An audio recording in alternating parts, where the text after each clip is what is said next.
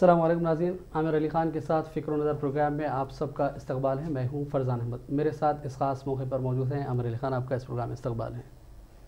ناظرین، آج ہم بات کریں گے انتخابات ہی سے جڑے چند اہم موضوعات پر، جس میں سب سے اہم موضوع ہوگا انتخابات میں جو بے دریغ دولت خرچ کی جا رہی ہے، اس حوالے سے ہم بات چیت کریں گے آج کے اس ایپیسوڈ میں۔ عامر صاحب، سب سے پہلے تو یہ بتائیں کہ جو انتخابات ہو رہے ہیں اس پر آپ کی کس طرح کی نظر ہے کہ کیا حالات ہیں اور کس رخ پر ملک جا رہا ہے؟ انتخابات موسم تو آ گیا، انتخابات کا پہلا مرحلہ بھی ابھی مکمل ہو گیا ہے، اور جو اعداد و شمار آئے ہیں اس سے میں سمجھتا ہوں کہ ابھی فی الوقت کچھ اچھا سب کے لیے اچھی خبر ہے۔ اگر بی جے پی کے لیے بری خبر ہے تو سب کے لیے اچھی خبر ہے۔ جو ٹرن آؤٹ ہوا ہے یو پی میں اور بہار میں بھی، اگر آپ دیکھیں گے پورے 91 سیٹس میں جو ہوا ہے اس میں کافی حد تک تبدیلی ہے، اور میں سمجھتا ہوں کہ یہی ٹرینڈ اگر چلتا رہا تو بہت بڑی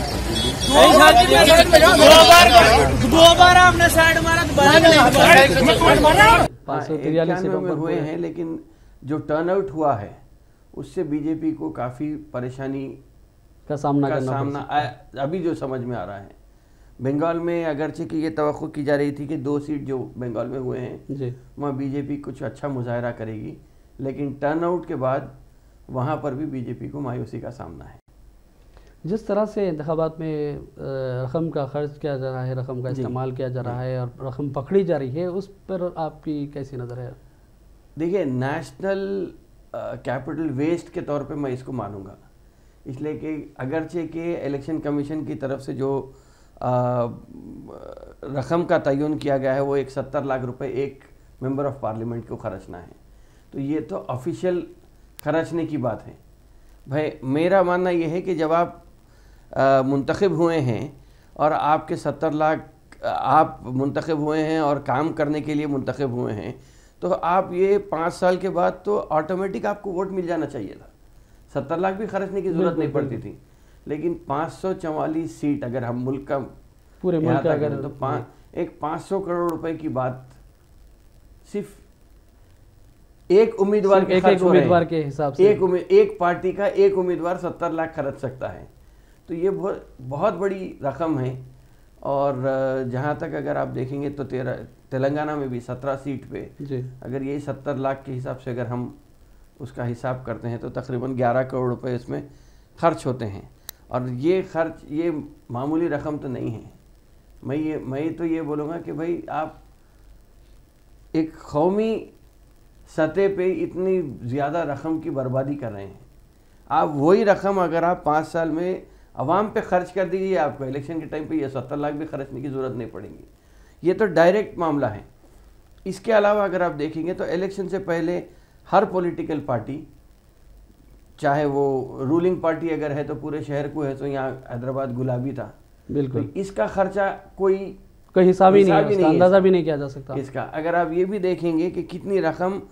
پکڑی گئی ہے، یہ جانچ پڑتال پولیس جو چیکنگ کرتی ہے اس میں، یہ بھی اعلامیہ آنے کے بعد 12-15 دن کا کوڈ آف کنڈکٹ جب لگ جاتا ہے، 15 دن کا جو ٹائم فریم ہے، اس میں جو رقم پکڑی گئی ہے سب سے زیادہ تمل ناڈو ہے، جس میں 162 کروڑ روپے گٹے ہیں، صرف ایک ریاست سے 162 ایک ریاست سے منتقلی کے جو رقم، اگرچہ ٹھیک ہے اس کے تحقیقات ہوں گی، پوچھ تاچھ ہوگی، لیکن تمل ناڈو کے 142 کروڑ روپے گٹے ہیں۔ اس کے بعد آندھرا پردیش میں جو ایک وقت اسمبلی اور پارلیمنٹ کے انتخابات کا سامنا ہے، وہاں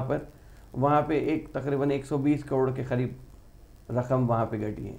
اور تلنگانہ تیسرے نمبر پہ ہے، 55 کروڑ روپے جو گٹے ہیں۔ اس کے علاوہ دیکھیے یہ تو گٹے، اس کے علاوہ 29 کروڑ روپے کے تقریباً چاندی، سونا اور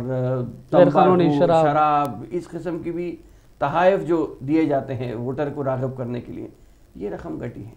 تو یہ ایک اتنی بڑی رقم گٹ جانا،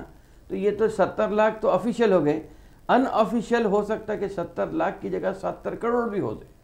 اس لیے کہ 7 پارلیمانی حلقوں کا احاطہ کرنا ہے۔ تو یہ رقم کی آ رہی کہاں سے اور خرچ کیسا ہو رہی ہے، یہ بہت بڑی بات ہے۔ تو جی کیا اس کے لیے، اس کی روک تھام کے لیے کیا حکمت عملی اختیار کیا جیسے ایک تو بہت بڑا حل آپ نے پیش کیا کہ اگر امیدوار خود اچھی کارکردگی کرے یا جو موجودہ رکن پارلیمان ہے وہ 5 سال اتنا اچھا کام کرے کہ عوام اس سے راضی ہو اور بغیر کسی تکلیف کے وہ پھر دوبارہ منتخب ہو جائے، منتخب ہو جا سکتے، ایک بہت سمپل سا فارمولہ ہے جس پر عمل ہو سکتا ہے۔ اس کے علاوہ کیا حکمت عملی اختیار کی جا سکتی ہے؟ دیکھ، ایک تو شفافیت بڑھانا چاہیے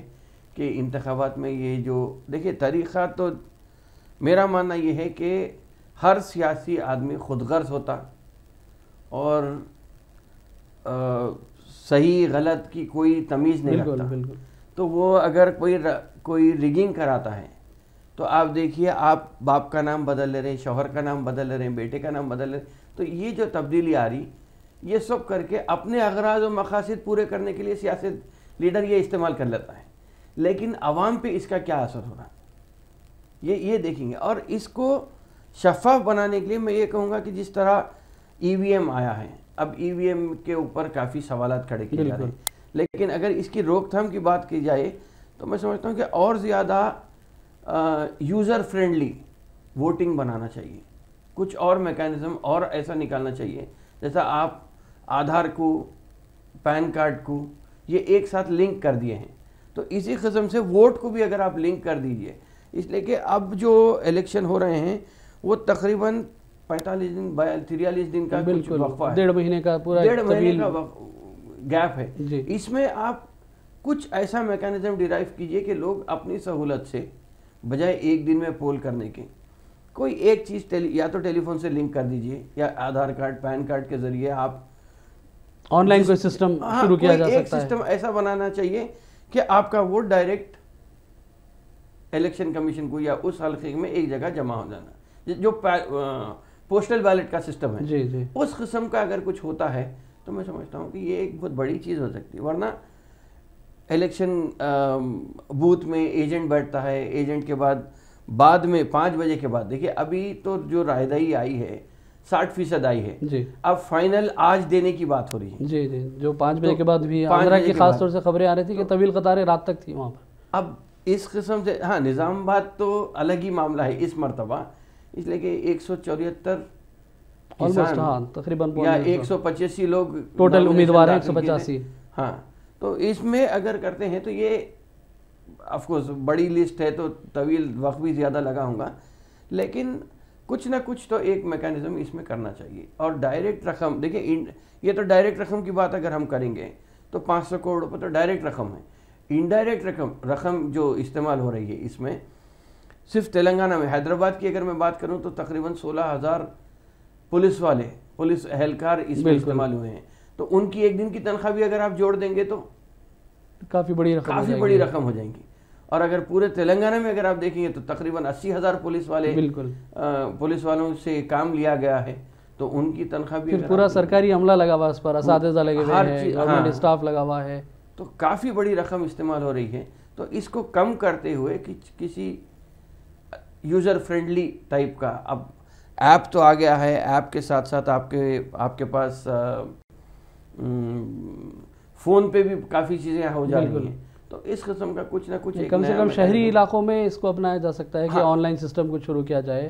یا لوگوں کی رائے لینے کا۔ اس بات کو میں اس لیے مانوں گا شہری علاقوں میں، اگر آپ دیکھیں گے تو شہری علاقوں میں ہی ٹرن آؤٹ سب سے بہت زیادہ کم ہے، یہ ایک تشویش کی بات ہے، اگرچہ کہ پڑھے لکھے لوگ شہر میں زیادہ رہتے بولتے ہیں، لیکن گاؤں والا یہ سمجھتا ہے کہ 5 سال میں ایک موقع مجھے ملا ہے اپنی ناراضگی یا اپنی خوشی کا اظہار کرنے کا۔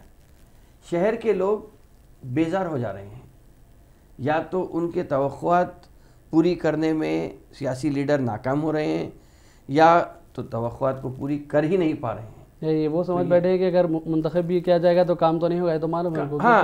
اگر عوام میں یہ اس بات، دیکھیے آگے بڑھنا، اگر 40% بھی اگر لوگ آگے بڑھ کے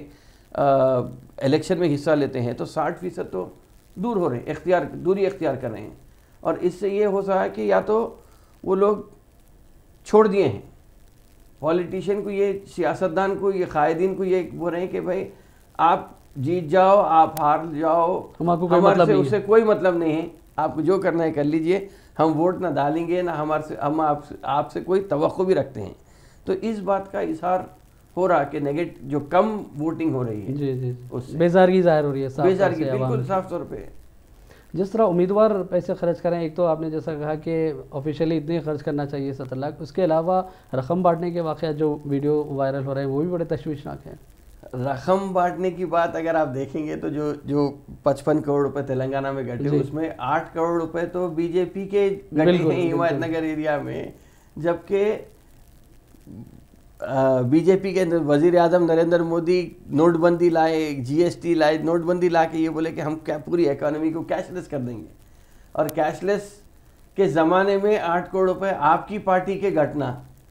اس بات کی دلیل ہے کہ بھائی کیش لیس ویش لیس کوئی چیز کیش لیس آپ نے عوام کو تو کر دیا، آپ عوام کو کیش لیس کر دیا، عوام کو بینک کی لائن میں ٹھہرا کے پریشان کر دیے، اور اب یہ بات آ کے رکی ہے کہ 8 کروڑ روپے بی جے پی کے گھٹے. اگرچہ کہ آج ابھی آیا ہے کہ انکم ٹیکس ڈپارٹمنٹ اس کو بالکل کھلی آزادی دے دیے ہیں کہ وہ رقم بینک سے نکالی گئی تھی اور اس میں، لیکن 8 کروڑ روپے بی جے پی کے گھٹنا ایک ساتھ پکڑے، اور ایسی پارٹی دیکھیں ٹی آر ایس کے اور کانگریس کے گھٹے، مطلب یہ بول سکتے کہ بھائی ان کے اہم طاقتور امیدوار میدان میں ہونے سے 70 لاکھ روپے اور 17 امیدوار کو اگر آپ لے لیں گے تو ہو سکتا ہے کہ رقم ہے. بی جے پی تو اس ریاست میں بالکل ہی نہیں کے برابر، بالکل بالکل، اور 8 کروڑ روپے گھٹنا مطلب پوری ریاست میں ایک ایم ایل اے آپ کا ہے، ایک بھی ایم پی نہیں ہے اس وقت، تو اس حساب سے 8 کروڑ روپے ایک ہی جگہ سے پکڑے جانا اور عین انتخابات کے وقت، عین انتخابات کے ٹائم، وہ ایک بہت بڑی بات ہے.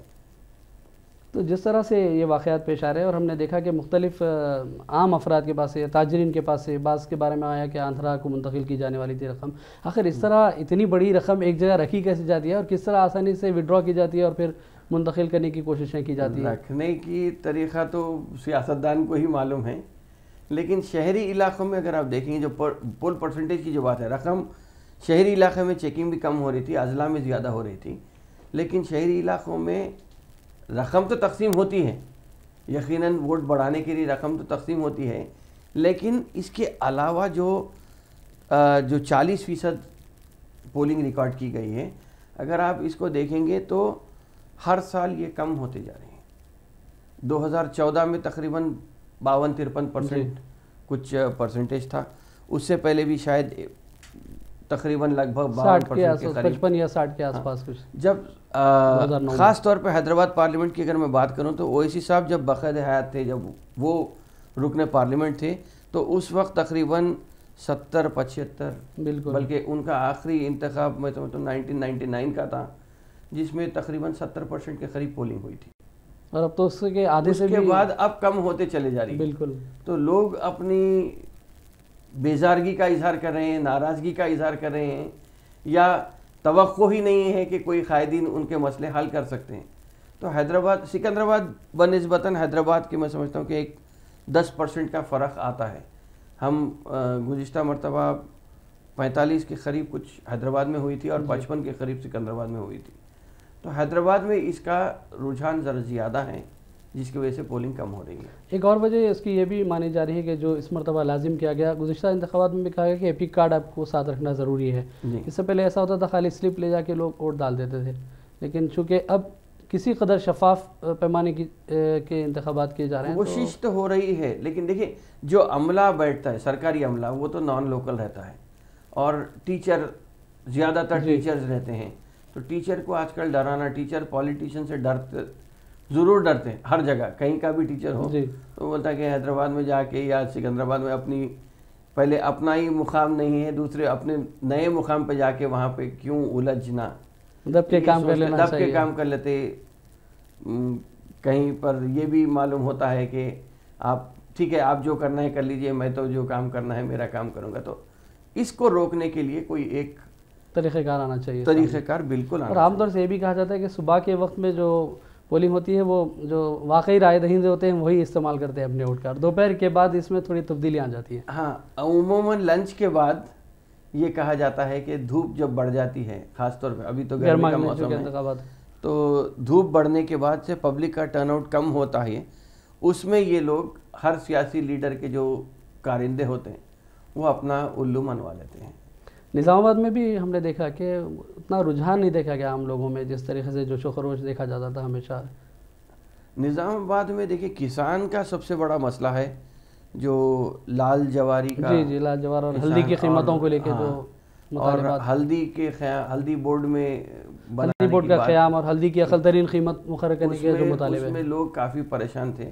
تو ایک قسم کی ناراضگی جتاتے ہوئے، اس لیے کہ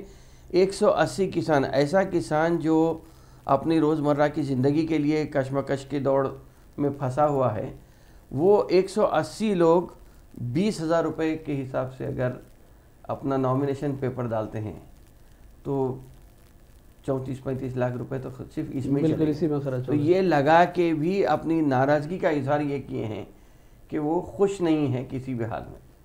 خود الیکشن کمیشن کے لیے ایک بڑی آزمائش ہو گئی، 18 مشینوں کا انتظام ایک پولنگ مرکز پر، 20,000 کروڑ روپے شاید 35 تقریباً 35 کا فگر رجت کمار بتا رہے تھے کہ 35 کروڑ خرچ ہو رہے ہیں، 35 کروڑ ایکسٹرا نظام آباد میں، تو ECIL سے مشین آ کے لگنا، اس کا ٹرائل ہونا، ماک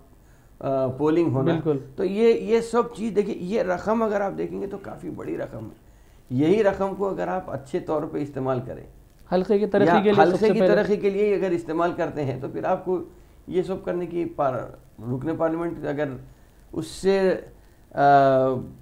روشنائی ہو بالکل، تو عوام بھی ان کو ووٹ ڈالنے میں کوئی پس و پیش نہیں کریں گے۔ اور ایک بات عام طور سے عامر صاحب جو بات سامنے آتی ہے کہ امیدوار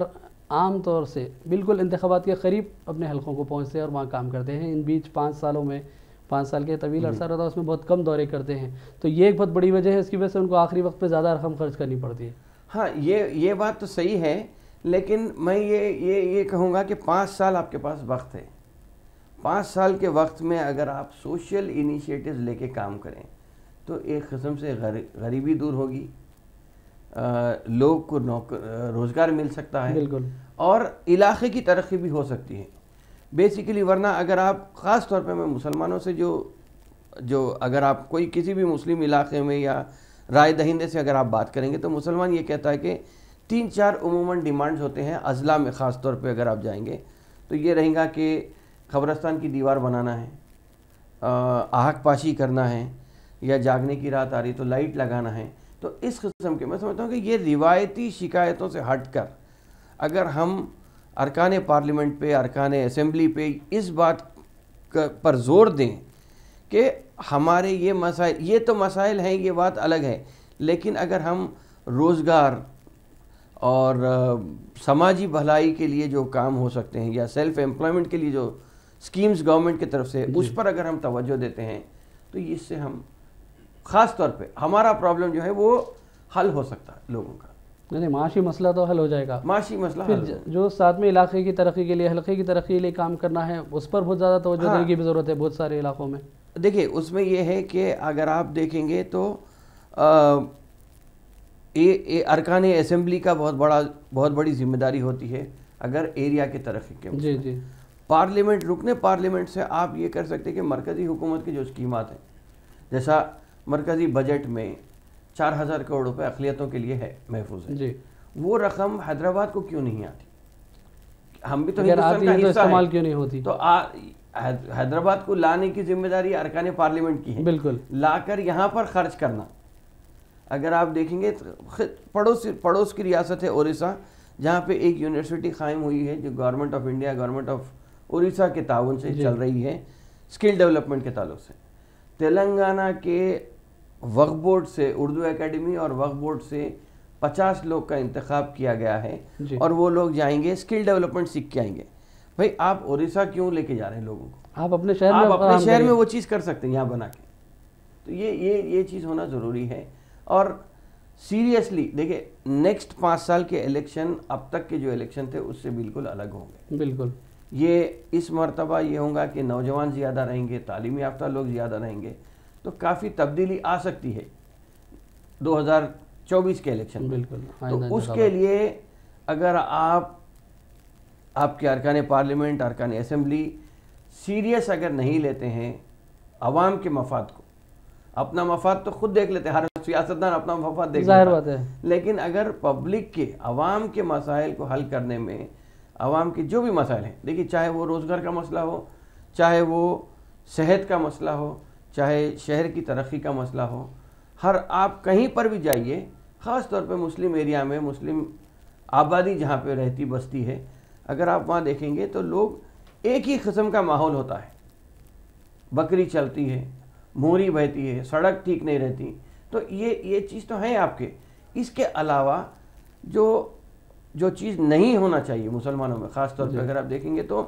لوگ بیٹھے ہوئے ہیں، کوئی پان کے ڈبے کے پاس بیٹھا ہوا ہے، کوئی فضول خرچی میں اپنا وقت گزار دے رہا ہے، ایسے اوقات برباد ہو رہے ہیں۔ ہاں، اس کو روکنے کے لیے اگر آپ، ہمارے پرابلمز تو یونیک ہیں بالکل، ایک آپ کہیں پر بھی چلے جائیے، کشمیر سے کنیا کماری چلے جائیے، گجرات سے آسام چلے جائیے، ایک ہی پرابلم ہے۔ حل کرنے کا مسئلہ اگر جستجو رہی سیاستدان میں، چاہے وہ رکن پارلیمنٹ ہو یا رکن اسمبلی ہو، میں سمجھتا ہوں کہ بہت اچھی طریقے سے ہمارے پرابلم تو حل ہو سکتے ہیں۔ یعنی تعلیم اور اسکل ڈیولپمنٹ پہ بہت زیادہ توجہ دی جانی چاہیے، ہر شہر کی سطح پہ اگر جو ہے اس پر کام کیا جائے، جی، ہر شہر کی سطح پر کام کیا جائے، شہری سطح آپ پر ایک اسکل ڈیولپمنٹ سینٹر بنا دیجئے۔ اور دیکھیے، سب سے بڑا مسئلہ یہ ہے کہ ہماری جو آبادی ہوتی ہے وہ ایک مخصوص علاقے میں ہوتی ہے، اس کو اگر آپ صحیح ڈھنگ سے، ایک رکن پارلیمنٹ یا رکن اسمبلی اگر اس علاقے کو اگر اچھے طریقے سے ڈیولپ کرتا ہے تو میں سمجھتا ہوں اسی کا ریپلیکیشن، ڈپلیکیشن پورے تلنگانہ میں، پورے ہندوستان میں ہو سکتا ہے۔ یعنی 3 سے 4 جگہ بھی اگر مثالی انداز میں کام کریں، مسائل تو یکساں ہیں بالکل، مسائل تو اگر 3 سے 4 علاقوں میں آپ فوکس کر کے کام کریں اور مثالی حلقہ اسے بنا دے تو ظاہر بات ہے اور لوگ بھی فالو کریں گے، دیگر اضلاع میں بھی اس پر کام ہو سکتا ہے۔ تو ضرورت اس بات کی ہے کہ اس پر کام کیا جائے فوکس کر کے، پورے قوم کی ترقی ہو سکتی ہے اگر آپ اضلاع میں جائیں گے۔ دیکھیں، ظاہر آباد ایک بہت بڑا علاقہ ہے، نظام آباد ہے آپ کے پاس، نظام آباد ڈسٹرکٹ میں بھی اگر آپ جائیں گے تو نظام آباد سے ہٹ کے بودھن ہے آپ کے پاس، تو شہری علاقوں میں مسلمانوں کی اکثریت رہتی بستی ہے، تو ان کی ترقی کے لیے آپ کو جو بھی کرنا ہے، چاہے وہ آپ چھوٹے ہی پیمانے پر شروع کیجئے، روزگار فراہم کر دیجئے، 100 لوگوں کو دے دیجئے پہلے، اس کے بعد آہستہ آہستہ اس کو ترقی، چھوٹے پیمانے پہ بھی شروع کر کے کام ہو سکتا ہے۔ ہم پروگرام کے آخری حصے میں عامر صاحب چلتے ہیں، اس سلسلے میں میں چاہتا ہوں کہ آخری 6 مرحلے اور باقی 1 مرحلہ ہوا، تو عوام کو آپ کیا پیغام دینا چاہیں گے کہ 6 مرحلے آپ کے ہاتھ میں ہیں اور ووٹ دینا آپ کے اختیار میں ہے، آپ کس کو اقتدار پر لانا چاہیں گے؟ اس حوالے سے اگر آپ ناظرین کو کچھ پیغام دیں۔ نہیں، میں تو یہ کہوں گا کہ 6 مرحلے ہیں